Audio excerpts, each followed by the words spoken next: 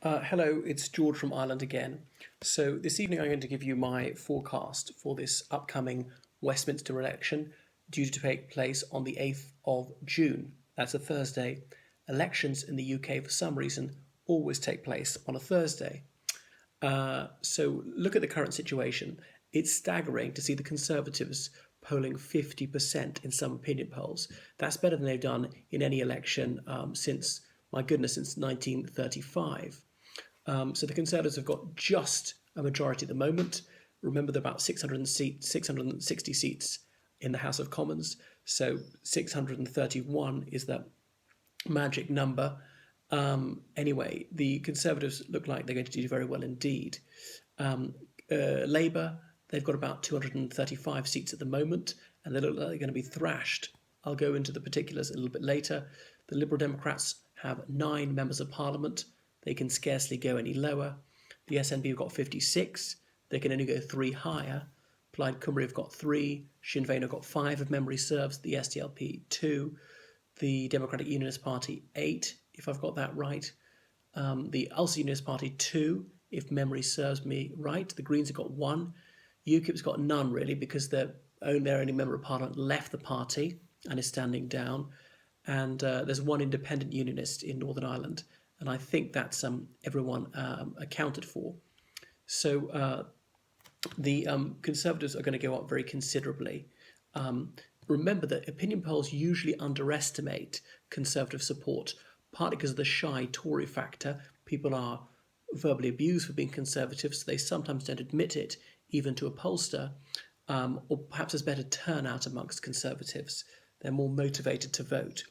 But I don't think the Conservative vote will go above 50%. I mean, that is just stratospherically high. So the Conservatives are on for a very large majority. I estimate 160 seats. Labour's worst result since the war was 1983, when they had only 209 members of Parliament. Their very best was 418. That was in Tony Blair's landslide 20 years ago. And ironically, Blair has started campaigning for Labour again, the final nail in the coffin. So it would seem there's some seats that Labour just can't lose in Northern England. But then again, they said that about Scotland until 2 years ago.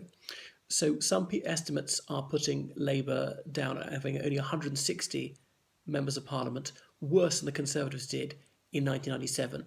My Psephology says they won't do quite so badly. I think they'll be reduced to about 180. The Conservatives, where are they? Around about 340 right now, but I'm saying that they're going to go up to about 390. Let me see. Obviously, these are estimates, and there's no point in being precise. An opinion poll is an estimate in a sense, because we can only be sure if we asked everybody in the country and everybody tells us the truth, and nobody changed their mind between now and polling. So obviously, there's a margin of error of about 2 percentage points either way. And in forecasting seats, well, it depends how the cookie crumbles, because a party might be polling a certain figure, but they might do a bit better in one constituency, a bit worse than in another. And that might have no effect in a constituency where they're very safe, or indeed where they've got no chance. But it might have a big effect in constituencies where it's very close, which is why seats a party would probably win. They might not, because the people vote out of sync with national trends there. You've got to take into account local factors, who the individual candidate is. A seat that a party is thought to have little chance to gain might actually be gained in a shock move, just because there's a particularly effectual candidate for the party then. So the SNP have reached their ceiling. However, I don't think they'll go down very much. I think they'll go down to only 46 members of Parliament. Some people are saying the Conservatives are going to have 12 seats in Scotland, which would be their best result for a very long time, since about 1983. I don't think they'll go quite that high. I'm saying they'll only take 8 seats. The Liberal Democrats will claw back 3 seats, as will the Labour Party, because Labour lost some by so much they're thought to be beyond their reach at the moment. Let me see. So Labour is going to be more or less wiped out in the counties of southern England. Only in London, Birmingham, a few major cities in southern England or they hang on. They'll probably still dominate northern English cities such as Manchester, Newcastle, and so forth. Plaid Cymru will take 2 more constituencies in Wales. Obviously, they do not seek election outside of Cymru. Where else is there? And Northern Ireland, I predict there'll be no change, actually. Let me see. UKIP won't capture any seats. The only one they've got a decent chance is Hartlepool East. Formerly, that was Lord Mandelson's bailiwick. The one they currently hold, Clacton, I don't think they're going to hang on to that. They won't recapture Rochester and Strood. Let me see. That's about it. The Greens will take Bristol East, which was Tony Benn's seat once upon a time. George Galloway of Respect will not take Gerald Kaufman's constituency of Manchester Gorton. Remember, Kaufman, the father of the house, he died a couple of months ago. There will be a by-election, but that's now going to be into the general election. So the Conservatives are going to be popping champagne corks. Theresa May would have been mad not to go for it because so many factors were militating in her favour. There's economic growth. The Conservative leader is far more popular than the leader of the opposition. They have incumbency. There's peace. Really nothing is terrible. The Brexit policy has become even more popular. And so everything is going the Conservatives' way. Theresa May is approved of by about 60% of the population. Jeremy Corbyn's approved of by only 20% of the population. So May drags her party up. Corbyn drags his party down.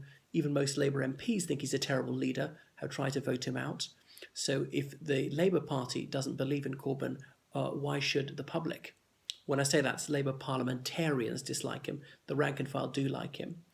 And so for some reason, Labour just doesn't seem to be able to get its message across. It's got some policies which are quite popular, like renationalising the railways, raising the minimum wage to £10 per hour, but somehow that doesn't seem to translate into votes, just very poor presentation. There's a sense that the Labour Party is divided against itself, is feeble, and hasn't made up its mind on Brexit. The Liberal Democrats want a second referendum, they're crystal clear about that. Conservatives say no, so they both have easily understandable policies. Labour, its policy doesn't seem to appeal to either Remainers or to Leavers. So I'm saying the Liberal Democrats will go up to 18 seats. Remember, until 97, that would have been a reasonable result for them. They would have about 20 seats in a good year. They were down to 5 members of Parliament once in the early 60s. So that's that. The Conservative dominance is going to be there for a long time because the Conservatives are going to win by such a large margin. Labour will not be able to come back in 5 years' time. It would just be unprecedented for a party to go from being so feeble to actually winning office. It's going to take at least 2 elections for Labour to come into office. So who's going to be the next leader of the Labour Party? That's the next big question. Perhaps that's one for another video. The shocking thing is there's so much blind loyalty towards Comrade Corbyn amongst ordinary members of the Labour Party, they might even elect him leader again after having led them to their worst debacle in 82 years. So seems to be very few safe seats for the Labour Party. Remember, the SNP proved there was no no-go area for them in Scotland in the last Westminster election. Labour lost some seats in Glasgow that it held for 120 years without a break. So it's going to be an interesting election. It's going to be a landslide for the Tories on the scale of 1983, largely due to May mania, which is another perplexing phenomenon. A woman whose main character trait is dullness is, for some reason, extraordinarily popular. Well, that's all for the moment.